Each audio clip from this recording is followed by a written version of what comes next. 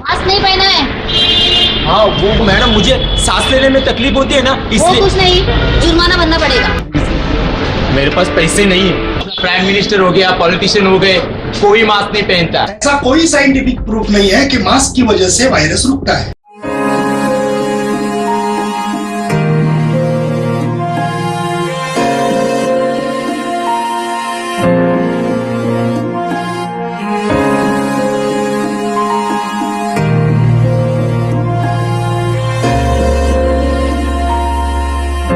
हाल ही में आपने एक खबर सुनी होगी कि एक बच्ची के साथ अत्याचार करने वाले आरोपी को उसके पिता ने गोरखपुर कोर्ट में मार दिया, क्योंकि उस बच्ची के पिता को अपनी न्याय व्यवस्था पर विश्वास नहीं था।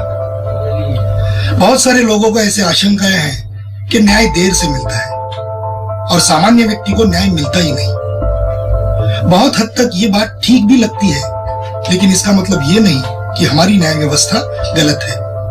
हमारी न्याय व्यवस्था पीड़ितों को न्याय दिलवाने के लिए और दोषियों के विरुद्ध कार्रवाई करने के लिए पूर्णतः सक्षम है। लेकिन कई सरकारी अधिकारी, सरकारी वकील और न्यायाधीश, जिन्हें खुद को कई मामलों में लॉ पता नहीं है या फिर कई मामलों में लॉ का ठीक से इस्तेमाल नहीं करते हैं, इस वजह से ये दिक्कत आती है। हम लोगों ने सामान्य व्यक्ति का न्याय व्यवस्था पर विश्वास कायम रहे और वे कानून हाथ में लेने के बजाय न्याय व्यवस्था को सुदृढ़ बनाकर दोषियों को सजा दिलवाए, इस उद्देश्य से एक नई शॉर्ट फिल्म की सीरीज शुरू की है। इस माध्यम से हम आपको ये बताएंगे कि अगर कोई न्यायाधीश जानकार और ईमानदार हो तो वो किस तरह से लोगों को तुरंत न्याय दिलाता है और दोषियों पर कार्रवाई करता है। इस बात को आप जितने ज्यादा लोगों तक पहुंचाएंगे उतनी ही जागरूकता बढ़ेगी और अत्याचारियों का अत्याचार भी कम होगा, उनका मनोबल टूटेगा और इससे हमारे देश में लॉ एंड ऑर्डर की परिस्थिति बेहतर बनेगी। आप सभी लोगों से यह विनती है कि इस सीरीज को जरूर देखिए और ज्यादा से ज्यादा लोगों तक इस संदेश को पहुंचाइए। याद रखिए, अगर सचिन वाजे और परमवीर सिंह जैसे भ्रष्ट और गुंडे पुलिस अधिकारी हैं, तो वहीं पर आपकी रक्षा के लिए जान देने वाले पुलिस अधिकारी भी हैं। अगर शमित मुखर्जी, CS कर्णन, निर्मल यादव, रोहिंटन नरीमन और दीपक गुप्ता जैसे भ्रष्ट और नाकाबिल जजेस हैं, तो वहीं पर कृष्णा अय्यर जैसे विद्वान और कर्तव्यनिष्ठ जजेस भी हैं। व्यवस्था को दोष देने के बजाय उसे सबके लिए उपयुक्त बनाने में मदद करें। धन्यवाद।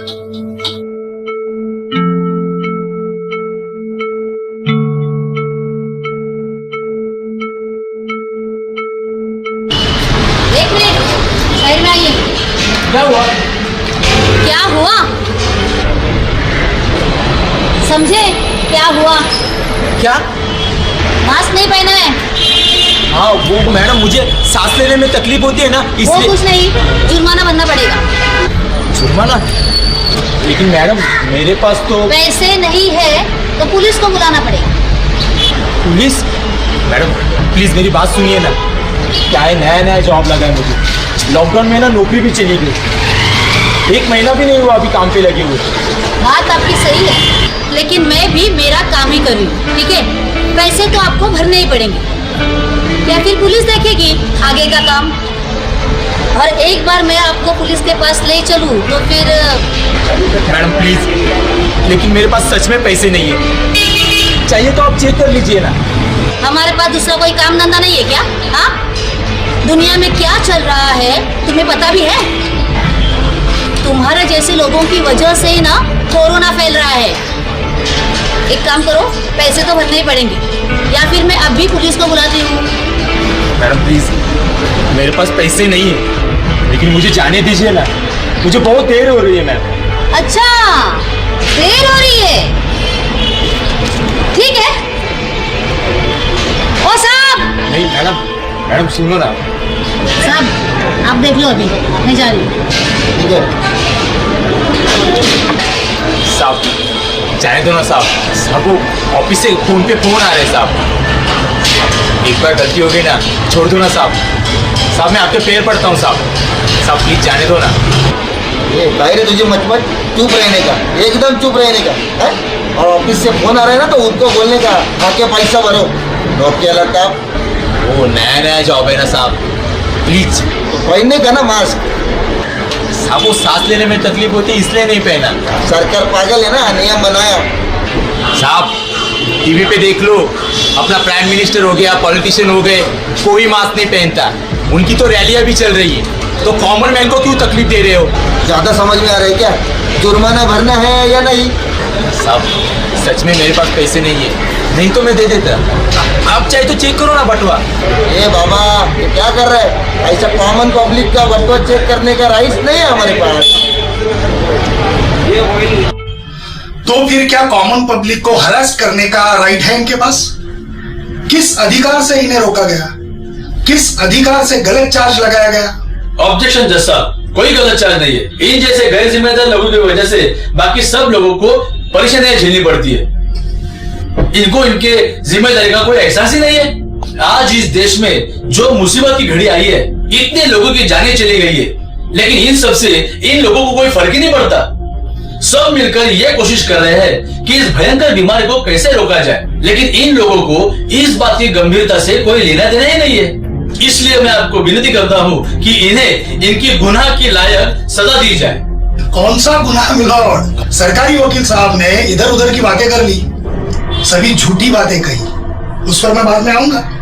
लेकिन ये जिस गुनाह की बात कर रहे हैं वो तो कोर्ट को बताए। जाहिर सी बात है सर, इन्हें सेक्शन 269 के अंडर इन्फेक्शन फैलाने के जुर्म में गिरफ्तार किया गया है। सर, सुप्रीम कोर्ट के डीके बासु की गाइडलाइन के तहत किसी भी व्यक्ति को गिरफ्तार करते समय कारण बताने होते हैं, वो भी लिखित रूप में, और उस जगह के 2 व्यक्तियों के हस्ताक्षर लेने होते हैं।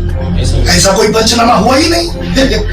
पुलिस के पास इन्फेक्शन फैलाने का कोई सबूत ही नहीं है माइनर, और ऐसे में पुलिस अधिकारी कंटेम्प्ट ऑफ कोर्ट और आईपीसी 220, 341 और 342 के तहत सजा के हकदार है। सर, पर मास्क नहीं लगाओगे तो इन्फेक्शन फैलेगा ही ना। ऐसा कोई साइंटिफिक प्रूफ नहीं है कि मास्क की वजह से वायरस रुकता है। सरकार के आईसीएमआर विभाग ने और हेल्थ मिनिस्ट्री ने लिखित में दिया है कि उनके पास कोई सबूत नहीं है कि मास्क लगाने की वजह से इंफेक्शन नहीं फैलता है। तो मिलॉर्ड, लोगों से जो पैसे लिए जा रहे हैं फाइन के नाम पर, जिस तरीके से लिए जा रहे हैं, डराकर धमकाकर, मैं कहूंगा ये एक तरीके का एक्सटॉर्शन है। इन्फेक्शन तो मास्क पहनने वाला या फिर वैक्सीन लेने वाला भी फैला रहा है, तो इस बात का कोई सेंस ही नहीं बनता मिलॉर्ड। और इन्हें यहां पर जो पकड़ के लेके आए हैं, इस बात का भी कोई सेंस नहीं बनता, क्योंकि मिलॉर्ड, मास्क की जो साइज होती है वो माइक्रोमीटर में होती है और वायरस का नैनोमीटर में। इसका यह मतलब है कि मास्क के एक छेद में से सैकड़ों वायरस अंदर जा सकते हैं, तो फिर मास्क किस लिए? गवर्नमेंट ऑफ इंडिया ने आरटीआई के जवाब में कहा है कि उनके पास ऐसा कोई वैज्ञानिक प्रमाण नहीं है कि मास्क लगाने से वायरस रुकता है। आगे ये लिखा है कि healthy people should not wear the mask. जैसे कि आप देख रहे हैं ये हेल्दी है। Wearing mask is not mandatory. Milord, वैज्ञानिकों ने 32 स्टडीज की है, 32, जिसके हिसाब से मास्क का अपने शरीर पर बहुत ही हानिकारक साइड इफेक्ट होता है।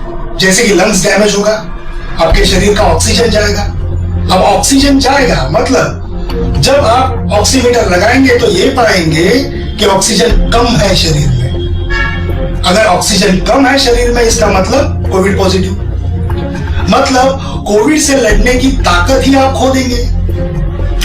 यह एक षड्यंत्र है वैक्सीन कंपनियों को फायदा पहुंचाने के लिए। अगर मास्क मैंडेटरी नहीं है तो फाइन किस बात का दिया जा रहा है? ऐसा कोई रूल ही नहीं है।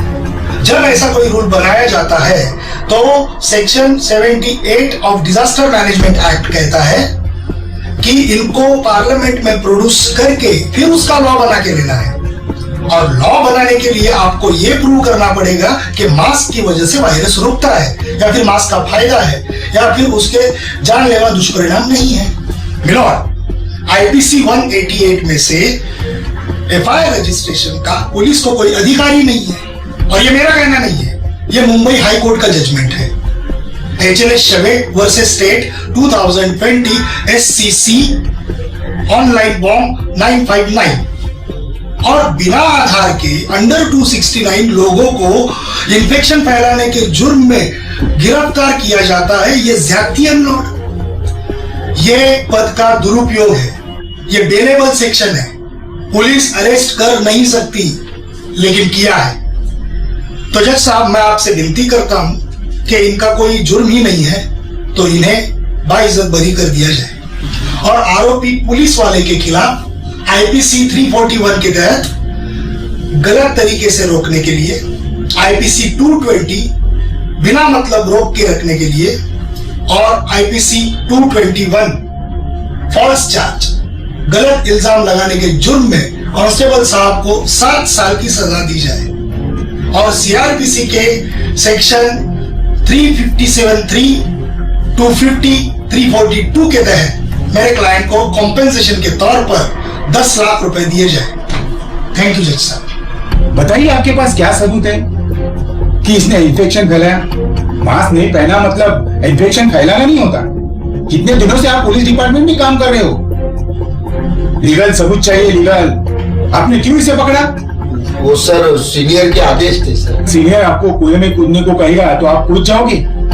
आपको पता नहीं है कि आपको कोई भी आदेश दे पर आपको केवल कानून के हिसाब से ही करना है। आप सुप्रीम कोर्ट का नंदिनी शतपथी और एमपी द्विवेदी का आदेश पढ़िए।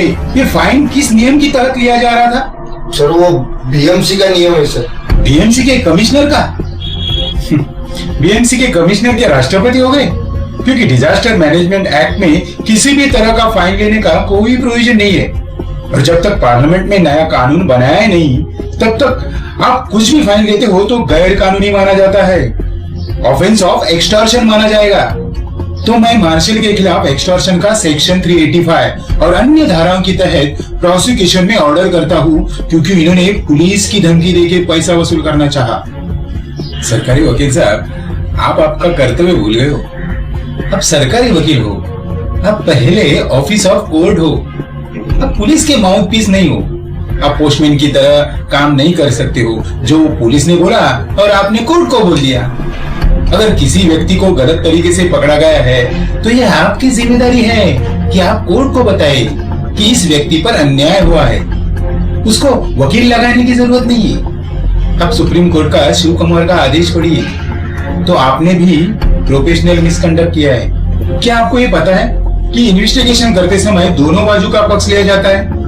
तो जब ये व्यक्ति मास्क क्यों नहीं लगा रहा है इसके बारे में आपने जो कारण दिए हैं और इन्होंने जो साइंटिफिक डॉक्यूमेंट्स और केंद्र सरकार के आरटीआई दिए हैं उसका आपने इन्वेस्टिगेशन क्यों नहीं किया? आप जरा सुप्रीम कोर्ट का बाबू भाई का आदेश पढ़िए, आप जुगल किशोर का आदेश पढ़िए, ऐसे और कई जजमेंट है। तो आपने इन्वेस्टिगेशन जो है वो आपने पक्षपात पूर्वक किया है, इसलिए आप कंटेम्प्ट ऑफ कोर्ट के भी आरोपी हो। अगर कोई व्यक्ति पुलिस को गैर कानूनी काम करने से रोक रहा है, भारतीय संविधान का अनुच्छेद 51A में क्लियर लिखा है, तो हर नागरिक का कर्तव्य है कि देश की संपत्ति का रक्षण करे, उनके सभी भाई बहनों की जान माल का रक्षण करे। तो वो व्यक्ति संवैधानिक कर्तव्य निभा रहा है। अगर पुलिस उसके ऊपर झूठा चार्ज लगाए तो वो नहीं बल्कि पुलिस गैर कानूनी काम कर रही है। दिल्ली उच्च न्यायालय का अनिरुद्ध बहल और सुप्रीम कोर्ट का इंडायरेक्ट टैक्स प्रैक्टिशनर एसोसिएशन का जजमेंट पढ़ लीजिए। ऐसे सामाजिक कार्यकर्ताओं के खिलाफ अगर पुलिस केस करेगी तो पुलिस के ऊपर ही एक्शन होगा और आपको उन्हें कॉम्पेंसेशन ही देना पड़ेगा। सभी बातों को और सबूतों को ध्यान से समझने के बाद अदालत इस नतीजे पे पहुंची है कि मिस्टर नितिन को गलत तरीके से पकड़ा गया। उनके खिलाफ झूठा केस दर्ज किया गया जिसकी वजह से उन्हें आर्थिक, मानसिक, शारीरिक पीड़ा हुई है। ये अदालत नितिन को बाइज्जत बरी करती है और आरोपी पुलिसकर्मी तथा महापालिका के मार्शल के खिलाफ गिरफ्तारी का वारंट जारी करने का आदेश देती है और उन्हें तुरंत गिरफ्तार कर जेल भेजा जाए और सीआरपीसी 342, 250 के तहत यह आदेश देती है कि दोषी पुलिस और महापालिका के मार्शल को दोनों मिलाकर पीड़ित नितिन को 2 लाख रुपए नुकसान भरपाई के तौर पर दे। सरकारी वकील इनको भी इस मामले में सेक्शन 120B, 34, 52 आईपीसी के तहत आरोपी बनाया जाए और बार काउंसिल को ये निर्देश दिया जाता है कि वो इनकी सनद रद्द की कानूनी कार्रवाई शुरू करे। आरोपी पुलिस अधिकारियों ने इस मामले में इन्वेस्टिगेशन करते समय पक्षपातपूर्ण एक तरफा इन्वेस्टिगेशन किया है और ये सर्वोच्च न्यायालय और उच्च न्यायालय का अवमान है। इसलिए माननीय उच्च न्यायालय को कंटेम्प्ट ऑफ कोर्ट एक्ट के तहत इनके खिलाफ कार्रवाई करने के लिए अपना रेफरेंस फॉरवर्ड करती है। ये होता है ईमानदार और जानकार जज होने का असर है, जिन्होंने परिस्थिति की सच्चाई को पूरी तरीके से समझा और फिर जो गलत है, फिर चाहे वो न्याय व्यवस्था से जुड़े हो या फिर सरकार से जुड़े हो, जैसे कि सरकारी वकील, पुलिस कांस्टेबल, महापालिका के मार्शल, किसी को भी बख्शा नहीं गया। ये होती है न्याय व्यवस्था की ताकत, कानून की ताकत। कानून से डरे नहीं, बल्कि कानून को समझे, कानून से जुड़े, हमसे जुड़े। आपकी जो भावनाएं हो, आपका जो कहना हो, वो आप कमेंट बॉक्स में जरूर दर्ज कीजिए।